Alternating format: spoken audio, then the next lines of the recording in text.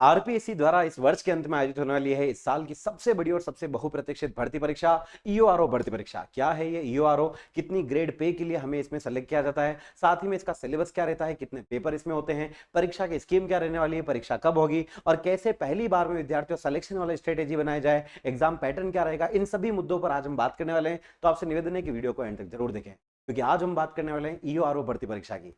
विद्यार्थियों, वैसे तो प्रशासनिक अधिकारी में सबसे बड़ी भर्ती परीक्षा मानी जाती है आरएएस भर्ती परीक्षा, लेकिन आरएस के बाद दूसरी सबसे बड़ी भर्ती कोई है राजस्थान की, तो वो है ईओआरओ। आरएस में जहां आप देख पा रहे हैं विद्यार्थियों की प्री देना होता है, मेंस देना होता है, इंटरव्यू देना होता है, उसके बाद अब आपने प्रशासनिक अधिकारी बनने का सपना पूरा कर पाते हैं। लेकिन ये राजस्थान की एकमात्र ऐसी भर्ती परीक्षा है जो सीईटी के दायरे से बाहर भी है और साथ में विद्यार्थियों सीधा प्रशासनिक अधिकारी बनने के लिए केवल एक एग्जाम ही देने पर आधारित है। यानी कि एक एग्जाम दो और सीधा प्रशासनिक अधिकारी एसडीएम के बराबर की पद आपकी विद्यार्थियों हो जाती है, पोस्ट आपकी हो जाती है। तो ये एक बेहतरीन परीक्षा है। अगर आप भी विद्यार्थियों इसकी अभी से तैयारी करना चाहते हैं तो इस वीडियो का एंड तक जरूर देखें, क्योंकि आज मैं इसमें खास टिप्स एंड ट्रिक्स आपको बताने वाला हूं और ये भी बताने वाला हूं कि ये परीक्षा क्या है। तो आइए इस पर बात करते हैं कि आपकी ईओआरओ भर्ती परीक्षा। पहले तो ये समझते हैं ईओआरओ होता क्या है। विद्यार्थियों आगे बढ़े इससे पहले यही कहूंगा कि देखो, ईओआरओ भर्ती नगर पालिका या फिर यूं कहूं कि स्वायत्त शासन विभाग के द्वारा नगर परिषद और नगर पालिका आदि में एग्जीक्यूटिव ऑफिसर और रेवेन्यू ऑफिसर के पद क्रिएट किए थे। ऐसे में ईओ यानी एग्जीक्यूटिव ऑफिसर यानी कि अधिशासी अधिकारी है जो कि ग्रेड 4 पे है, और आरओ यानी रेवेन्यू ऑफिसर जो राजस्व अधिकारी है ग्रेड 2 का है। बात करें बहरहाल विद्यार्थियों तो इनका विभाग कौन सा रहता है, स्वायत्त शासन विभाग यानी लोकल सेल्फ गवर्नमेंट। यानी कि अगर आपकी नौकरी लगती है इसमें तो आपको नगर पालिका, नगर परिषद आदि में पोस्टिंग मिल सकती है। ग्रेड पे की बात करें विद्यार्थियों तो आप देख पा रहे हैं कि इसमें अच्छा खासा ग्रेड पे 4200 का ईओ को है और 4800 का ग्रेड पे आरओ को है। यानी आप देखें रेवेन्यू ऑफिसर का ग्रेड पे 4800 है और एग्जीक्यूटिव ऑफिसर का 4200 है। दोनों ही अपने आप में एक बहुत अच्छी विद्यार्थियों ग्रेड पे देने वाली भर्तियां हैं। न केवल विद्यार्थियों ये बढ़ती पैसों की दृष्टि से बल्कि सम्मान की दृष्टि से भी उतनी महत्वपूर्ण है। ये समाज में अपनी एक अलग पहचान स्थापित करने का एक बेहतरीन मौका आपको देती है और उसके लिए केवल एक सिंगल एग्जाम आपको देना होता है जिसका नाम है ईओआरओ भर्ती परीक्षा। आइए आखिर बात करते हैं कि इस भर्ती परीक्षा में किस प्रकार से हमें तैयारी करनी पड़ती है और इसका संभावित समय क्या रहने वाला है। अब इस पर बात करें विद्यार्थियों, संभावित समय की बात करें तो इस साल जब हमारी वित्त मंत्री जी श्रीमती दिया कुमारी जी के द्वारा बजट पारित किया गया, उनमें कई सारी नई भर्तियों की घोषणा की गई। उनमें से एक घोषणा विद्यार्थियों ये थी कि ईओआरओ भर्ती परीक्षा इस राजस्थान के बजट में डाल दी गई है। प्रशासनिक घोषणाओं के अनुसार ये नई जो पद है विद्यार्थियों, ये जो नई रिक्तियां इसमें अब आई है ईओआरओ की, उन पर जल्द ही इस भर्ती का आयोजन इस साल किया जाएगा। यानी आप देखिए बजट में अगर प्रावधान है तो ये भर्ती इस साल जरूर आएगी। बात करें तो ये संभावित समय हम मान के चल सकते हैं कि इस वर्ष के अंत में विद्यार्थियों ये ईओआरओ भर्ती परीक्षा का आयोजन होगा और वो भी बिना सीईटी के। अब बात करें विद्यार्थियों तो इसमें पद संख्या क्या रहती है। देखो पिछली बार भी ज्यादा नहीं, कुछ 50 से 60 पद आए, ज्यादा नहीं आते। ये इसमें एक बहुत बड़ी कमी है। लेकिन आप सोच के देखें कि ये सारा खेल सोच का है बेटा। पद तो दूसरी कई ऐसी एग्जाम है जिनमें हजारों में आते हैं, लेकिन क्या उनमें भी सबका सिलेक्शन हो जाता है? नहीं। तो सिलेक्शन हमारी सोच से है। यहां पर प्रशासनिक अधिकारी बनने का सपना देख रहे हैं तो पदों को नहीं देखें। पद आरएस में भी विद्यार्थियों आप देखेंगे ऑन एन एवरेज 600 700 500 ही पद आते हैं।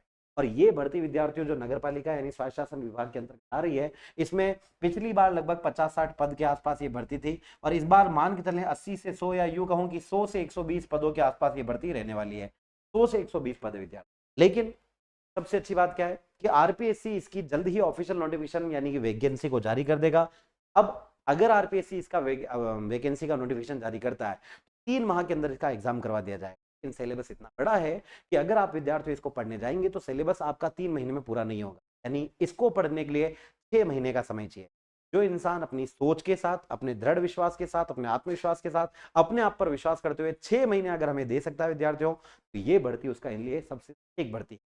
ये विद्यार्थी याद रखना एकमात्र ऐसी भर्ती है जो सीधे प्रशासनिक अधिकारी ऑफिसर लेवल का पद आपको देने जा रही है। तो मेहनत तो इसके लिए डबल करनी ही पड़ेगी। अब इसमें बात करें विद्यार्थियों की इसमें पात्रता क्या रहती है, आयु सीमा की, तो मिनिमम एज राजस्थान की लगभग समस्त भर्ती परीक्षाओं में यही निर्धारित है और वो है 18 साल।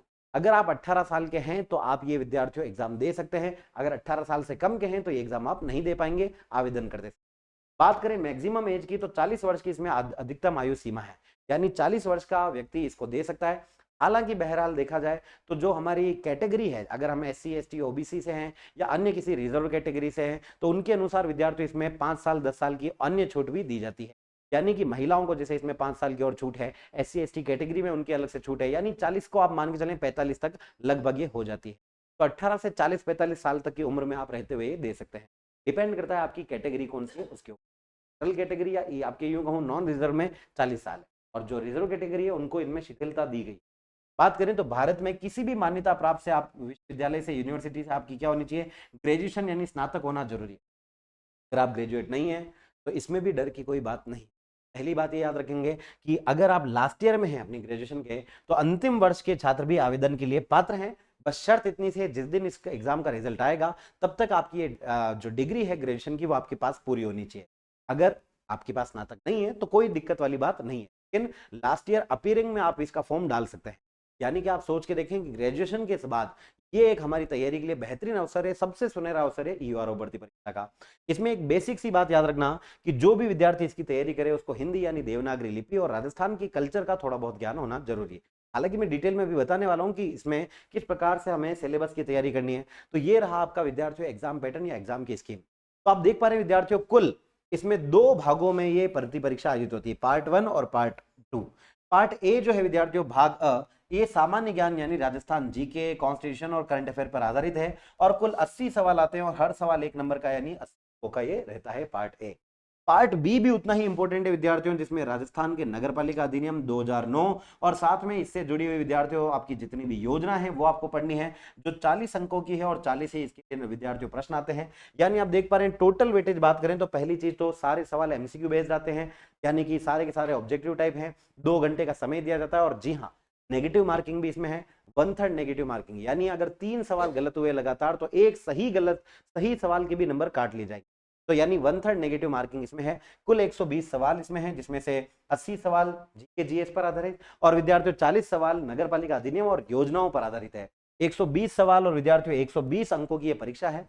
कट ऑफ हमेशा की तरह ज्यादा ही जाती है, बिल्कुल ये मान के ना चलें कम जाएगी, क्योंकि अगर हम तैयारी बड़ी कर रहे हैं और परीक्षा बड़ी तैयारी कर रहे हैं तो फिर हमारी तैयारी भी उतनी ही अच्छी होनी चाहिए। इसके लिए मैं यही कहूंगा विद्यार्थियों कि 120 अंक लाना कोई बड़ी बात नहीं है, बस तैयारी की शुरुआत का टाइम सही होना चाहिए। अगर आप लास्ट 3 महीने या 2 महीने में तैयारी करने जाएंगे तो ये भर्ती परीक्षा कभी पास नहीं होगी। लेकिन अगर आपने सही समय पर सही डिसीजन लेकर अभी से तैयारी शुरू की तो आप उन लाखों युवाओं से आगे निकल जाएंगे जो हर साल बेरोजगारी के कारण किसी न किसी भर्ती परीक्षा का फॉर्म भरते हैं। अगर आप इस चंगुल से निकलना चाहते हैं तो सही समय पर तैयारी शुरू करें, सही भर्ती का फॉर्म भरें और अपना सिलेक्शन लें पहली बार में।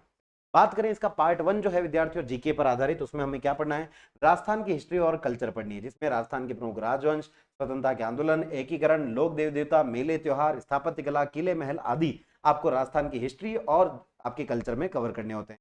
दूसरा आ जाता है आपका राजस्थान का भूगोल। राजस्थान भूगोल की बात करें तो इसमें वही आपके भू प्राकृतिक प्रदेश, जलवायु, अफवाह तंत्र, फ्लोरा एंड फोना यानी वनस्पति, कृषि, खनिज और जनसंख्या जैसे टॉपिक आपको पढ़ने होते हैं।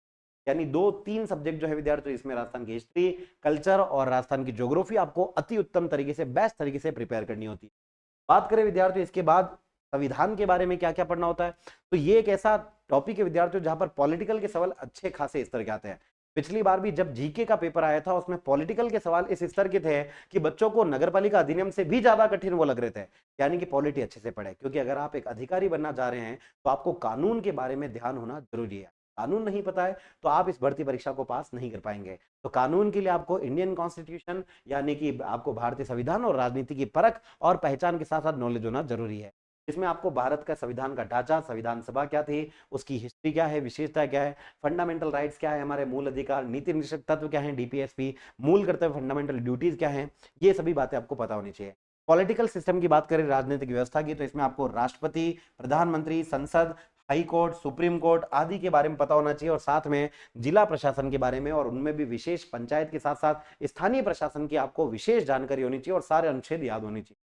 बात करें विद्यार्थियों तो इसमें राज्य प्रशासन में आपको राज्यपाल, मुख्यमंत्री और विद्यार्थियों आपको याद रखेंगे उच्च न्यायालय जो है, सुप्रीम कोर्ट जो है, उच्चतम न्यायालय जो है, ये सभी पढ़ने होंगे। तो ये आपको याद रखना, पॉलिटिकल में सारे टॉपिक कवर करने हैं। पॉलिटिकल अलग से इसलिए बता रहा हूं क्योंकि पिछली बार भी पॉलिटिकल के सवाल अच्छे स्तर के आए थे।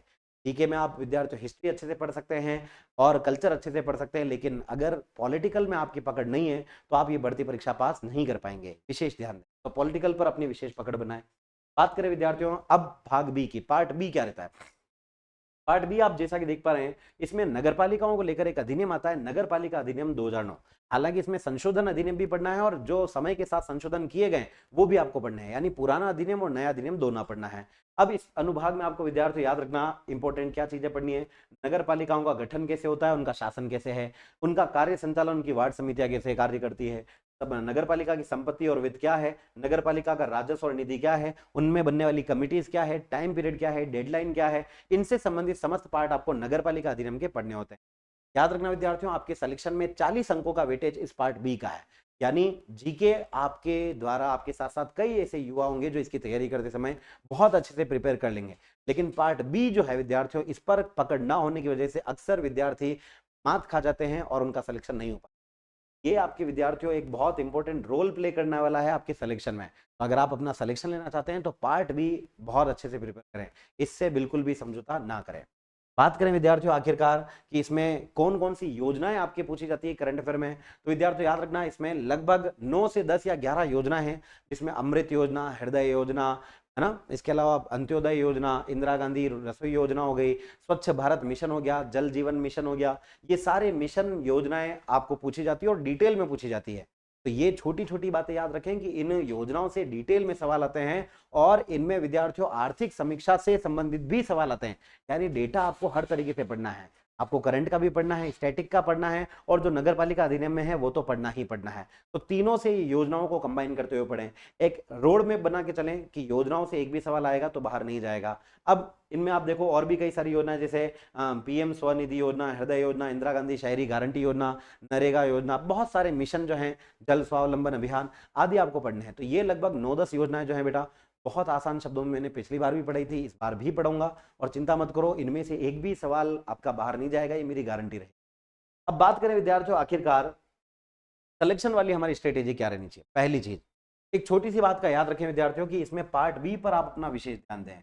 अगर आप इस 40 अंकों को ये छोटा भाग छोड़ देते हैं तो आपका सिलेक्शन रह जाएगा। आप चाहे कितने भी बार विद्यार्थियों पार्ट ए पढ़ ले, लेकिन पार्ट बी अगर आपका अच्छा नहीं है, आपने उसको बार बार रिवाइज नहीं किया, तो इस पार्ट बी को आप भूल जाएंगे, क्योंकि कंप्लीट फैक्चुअल है, इसमें कुछ समझने या फिर यूं कहूं कि उसको बहुत ज्यादा कंसेप्चुअल नहीं बनाया जा सकता है, जो है सो है, और पार्ट बी में आपको जो याद रखना है तो वो रखना ही पड़ेगा। तो आप याद रखें विद्यार्थियों, ये 40 अंकों का पार्ट जो है ये सिलेक्शन में इंपॉर्टेंट रोल प्ले करेगा। बार बार प्रैक्टिस करोगे तभी समझ में आएगा, पहली बार में नहीं आएगा। जीके की बात करें तो जीके पढ़ना आसान है, लेकिन अब जो परीक्षाओं का ट्रेंड बदल रहा है, अब जो बोर्ड के द्वारा और आरपीएससी के द्वारा जिस प्रकार की भर्ती परीक्षाओं में प्रश्न पूछे जा रहे हैं, उसके लिए यही कहूंगा कि पिछले 10 साल में जितने आरपीएससी ने जो एग्जाम कराए, चाहे वो इस साल के आपके विद्यार्थियों आयोजित होने वाली सीईटी हो, या फिर अभी जो आपके शिक्षक भर्ती परीक्षाएं हो, या फिर एलडीसी भर्ती परीक्षा हो, या फिर कांस्टेबल, उन सबके आपको विद्यार्थियों पे पिछले 10 साल में जो भर्तियां हुई है उनका ट्रेंड देखें कि आरपीएससी ने किस प्रकार के परीक्षा में प्रश्न पूछे।